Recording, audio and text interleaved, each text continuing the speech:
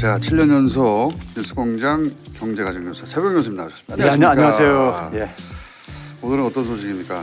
예, 지난주 공장장이 휴가를 떠난 이후에 이제 그 제일 먼저 이제 화제가 됐던 뉴스가 그 달러 기준으로요. 예. 국가들 이제 그러니까 제게 작년도 이제 그러니까 GDP가 예. 집계가 됐을 게 아닙니까? 이제 시간이 지났으니까요. 제가 휴가 가서 떨어졌습니까? 발표됐는데 언론들에 보도된 게 이제 뭐 12에서 13위로 이제 추락했다. 이제 이런 이제 보도가 이제 많이 나왔죠. 그게 10위권이었는데. 예, 13위로 떨어졌다 이렇게 나왔는데 뭐 이런 걸 가지고 이제 많은 사람들은 강달러 때문에 많은 사람들이 아니라 정부가 계속 강달러 때문이다. 예, 강달러 때문에 하는데 달러 영향받는 거는 뭐 미국 빼놓고는 다 받을 수밖에 없는 건데 달러 예. 표시로 하는 거니까는. 다른 나라는 어떻게 되는 거예요? 그러니까요. 그런데 재밌는 거는 여기서 보게 되면요, 보면은 러시아가 이제 그러니까 좀 이제 올라가 버렸어요. 예? 이거 참 미국이 경제 제재를 했는데 러시아가 급등을 해버리고. 예. 그리고 이제 뭐 브라질 같은 경우도 좀 올라갔고요. 그러니까 주로 이제 미국 편에 안 선다는 나라들은 올라간 거예요. 예?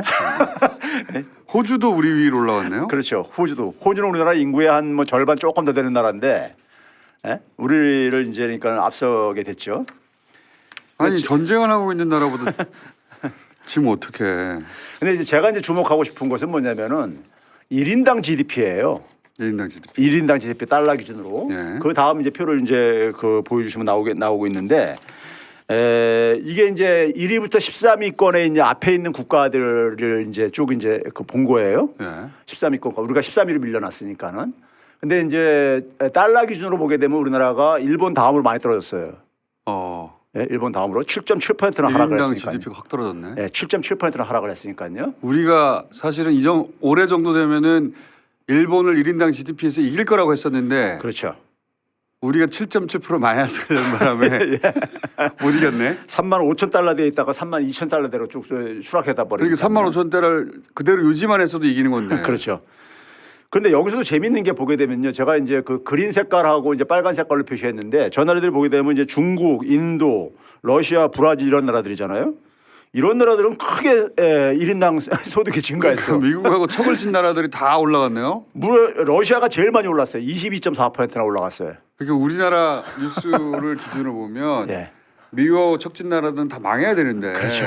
뉴스들이 다 망한다고 만다고 예. 하잖아요. 예. 실제 수치는 미국하고 척진 나라들이 잘 나가 다. 예. 두 자릿수 이상으로 그냥 아주 큰 폭으로 야. 증가를 해버렸어요. 러시아 이미 망해서 없어져야 되거든요. 우리나라 뉴스 그렇죠. 보고 있으면은. 그렇죠.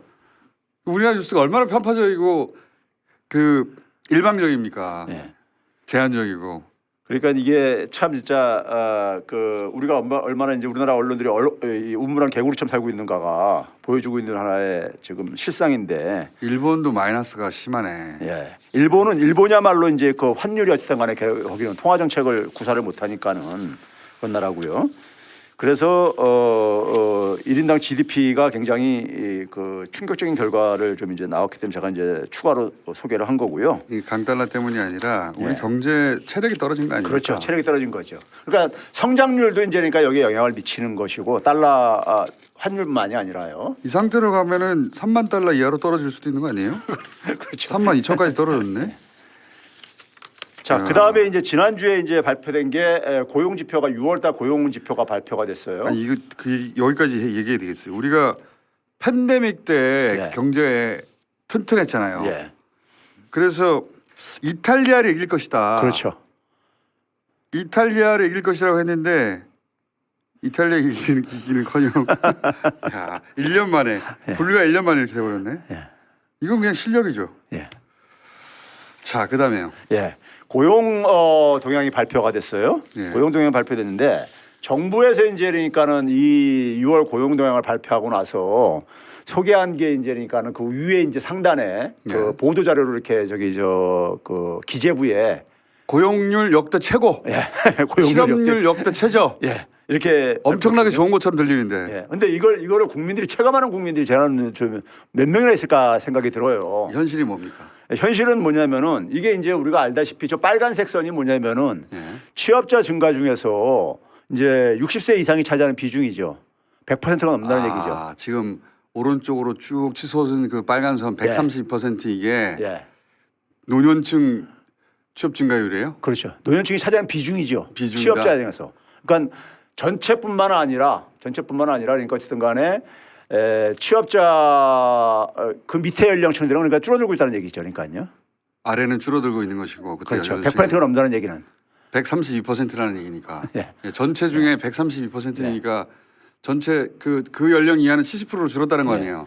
근데 이제 절대 취업자에서도 보게 되면요. 예. 그 작년도 그러니까 이제 같은 기간에서는 평균 그러니까 한 96만 명씩 증가했었어요. 저 때가 예. 이제 문재인 정권 이제 마지막 이제 이제 임기 때이죠. 작년 예. 이제 그러니까 상반기 때가.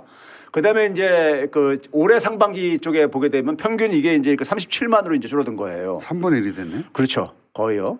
60만 명 정도가 이렇게 줄어든 거죠. 절대 수치가 그렇게 줄었다는 거예요? 예, 절대 취업자 증가 수도요. 그러니까요. 엄청나게 줄어든 거 아닙니까? 그렇죠. 그러면? 줄어든 거죠. 그러니까 3분의 1 토막이 난 거 아니에요? 예. 자, 근데 제가 이제 오늘 주목하는 거는 뭐냐면은 야. 저기 그 빨간색 선을 보게 되면은 예. 빨간색 선을 보게 되면은 100%가 다 넘고 있지만은 하락하고 있죠. 그것도. 예, 하락하고 있죠. 이게 이제 제가 이제 이번에 이제 주목을 하는 부분인데 그 다음 이제 그 그림을 한번 좀 넘겨봐 주세요. 넘겨봐 주시게 되면은 이게 청년층 일자리는 이제 그러니까 줄어들고 있다는 얘기를 했잖아요. 한 10만 명씩이요. 예. 10만 그러니까 명. 파란 선이 청년층. 파란색 있잖아요. 기둥이 청년층 이제 취업자 증가 수입니다. 이게 마이너스네. 예, 이제. 그러니까 작년 초만 하더라도 그러니까 한 30만 명씩 이렇게 증가하다가 예. 지금 마이너스 10만 명 안팎으로 계속해서 이제 이게 야. 줄어들고 있단 말이에요. 줄어들고 있는데 문제는 뭐냐면은 10만 명 안팎에 줄어드는 게 올해 들어와 가지고 이렇게 지속되고 있어요. 특별한 변화 없이 그러니까요. 계속 줄어들고 있어요. 변화되고 있는데 왜 취업 그 앞에서 봤듯이 그러니까 그 60세 이상이 차지하는 비중이 예. 줄어드는가? 이거를 이제 그러니까 제가 이제 추적을 해봤어요. 예. 추적을 해봤더니만 그 다음 그림을 한번 마지막 그림을 한번 보여주세요. 그러니까 청년층의 일자리 숫자가 줄어들고 있기 때문에 예. 그러면 그 노년층 숫자 비중은 높아져야 되는데 예. 그렇죠? 예. 상대적으로. 예. 그런데 근데 이제 노년층도 왜 줄어드느냐? 자 보니까는 이게 이제 그러니까 빨간색 선이 노년층이 이제 그러니까 취업자 비중이에요. 예. 취업자 비중 앞에서 보였던. 근데 파란색 기둥이 뭐냐면은 70세 이상이 그러니까 차지하는 비중이에요.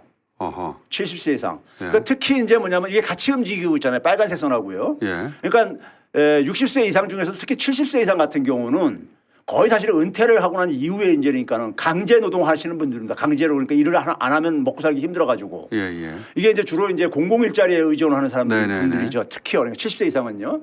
근데 이게 같이 움직였잖아요. 예. 근데 이게 작년까지는 그러니까 70세 이상 일자리가 주로 주도를 했어요. 노인 예. 60세 이상 일자리 중에서도요. 일자리를요.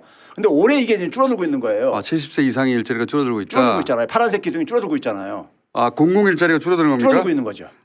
정부 예산 삭감을 하니까. 예, 예, 그렇죠. 바로 그거죠. 그러니까 지금 그나마 이 수치, 그 취업률의 수치를 만들어 내고 버티고 있었던 것은 이전 정부 때 그렇게 비판했던 예. 노년층 공공 일자리였는데 이제 그것마저 줄이고 있는 거예요. 그렇죠. 예산이 없어가지고. 그렇죠.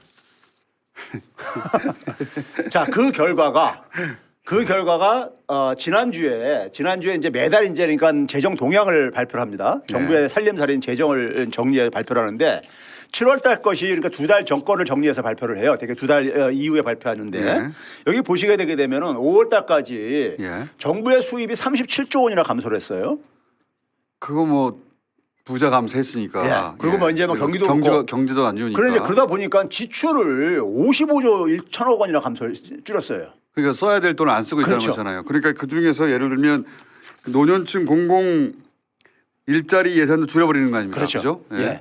그러니까 이렇게 지출을 줄여가지고 예. 저거를 이제 그러니까는 소위 불용 예산 줄인다 그랬는데 55조 원 규모면요. 전체 그 이 지출액의 1년 지출액이 21% 규모예요. 엄청난. 저거는 그러니까는 저게 쓸 필요가 없는 돈이라면 처음부터 잘못 예산 편성했다는 얘기죠. 나라 살림 20%를 잘못 계산했다는 거예요. 그렇죠. 처음부터. 예. 만약에 저게 그러니까 필요한 것을 예산인데 했다면 누군가 저걸로 이제 피해를 보는 거죠. 그렇죠. 그러니까 지원했어야 될 것에 지원이 안 간다는 얘기죠. 그렇죠. 그게 55조 원 이상이 벌써 그러니까 5개월만 집권했는데도 55조 원이란 말이에요. 나라의 경제가 규모가 축소될 수밖에 없네요. 그렇죠. 나라도 돈을 안 쓰고 있으니까. 어마어마하게. 그러면은 결국 뭐냐면 재정 수지라도 적자가 예. 좀 줄어들어야 되는데 예. 재정 수지 적자도 지출을 줄였으면 적자가 좀 줄어들게 되겠. 그렇게 하려고 한 거잖아요. 예, 했는데도 불구하고 적자도 계속 증가를 하고 있는 거야. 그거 왜 그래요? 예? 이게 그러니까는 수입이 이제 그러니까 많이 줄어들고 그러니까는 총수입이 계속 감소하니까. 예, 감소하니까는 예? 이게 밑빠진 독이 돼버린 거죠.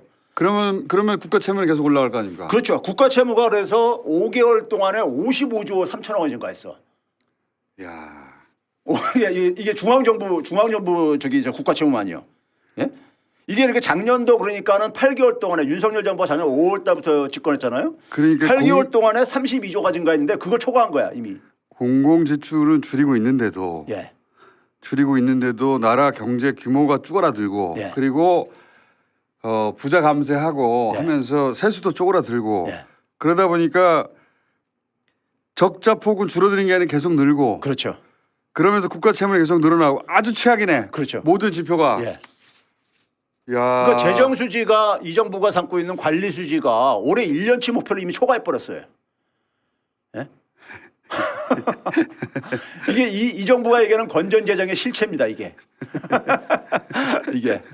재정 건전성을 확보하겠다고 그렇게 그 뭡니까 큰 소리 쳤는데 최악이네요. 최악. 예. 재정 건전성이 아주 최악으로 나빠지고 있네요. 그러니까 국가 채무가 만약에 문재인 정부에서 야. 이렇게 변했으면은 나라 망했다 그러죠. 5개월 만에 55조 원이 증가한 거예요. 지금요. 5개월 만에 55조 3천억 원이. 작년도 그러니까 8개월 윤석열 정권 8개월 동안이 32조가 증가했었는데 종부세는 어떻게 한답니까?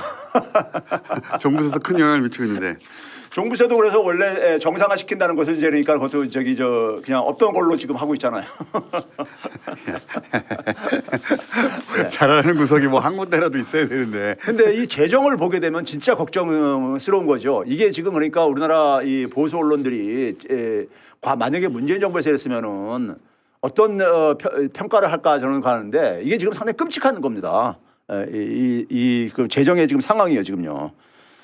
그러니까 원래 예상됐던 게 국가 채무가 70조 정도 증가할 거라고 했는데 지금 5월 달까지 이미 80% 찬 거 아니에요. 그렇죠. 그러면 70조가 아니라 100조 정도 될 수도 있는 거 아니에요. 이 추세로 아니 가면. 5개월에 55조니까 100조 넘을 거 아니에요. 한 달에 10조 이상이 11조씩 증가했다는 얘기 아니에요. 그러니까 국가 평균적으로. 예. 어디 이해가 안 가네. 그거를 그렇게 공격했잖아요. 예. 그래서 자기들이 건전재정 이번에 만든다면서요. 예. 근데 국가 채무를 이렇게 늘려놔요 어떻게? 이게 그러니까 지출을 줄이는 게 이게 악수라 이거예요. 그렇죠. 돈을 써야지 소득이 창출될 게 아닙니까? 경기가 안 좋을 때 정부가. 그렇죠. 예. 이게 이제 아둔한 짓인 거야. 진짜 아둔한 짓이죠. 예. 그러니까 그냥 주머니 그러니까 그 지출을 줄이는 방법밖에 생각 못 해내고 있는 거 아니에요. 그냥 돈을 야 돈이 없다 돈을 덜 쓰자 이거 아니에요. 그렇죠. 그것만 하고 있는 거 아니에요. 그러니까 악순환이 작동하는 거예요. 돈이 돌아야 돈을 벌 수 있는 건데 더 축소되는 거 아니에요. 돈이 마르니까는. 예. 경제 규모가 계속 축소되는 거 아니에요. 야 수출도 안 되고 채무는 증가하고 수리는 떨어지고 그리고 노년층 일자리도 줄어들고 노년층 일자리가 지금 올해 들어와서 계속 빠르게 줄어들고 있습니다. 청년층 일자리는 진작에 줄어들고 예. 있었고 마이너스 10만 명 단. 이상씩. 근데 기재부가 고용률 퍼센트지로 예. 최고라고. 분모가 적으니까 지금 예. 역대 최고. 야 이런 사기가 어디 있어? 큰일 났다 정말. 예. 교수님 예. 오늘 여기까지 해야겠습니다. 예. 큰일 났다. 최병훈 교수였습니다. 네. 감사합니다.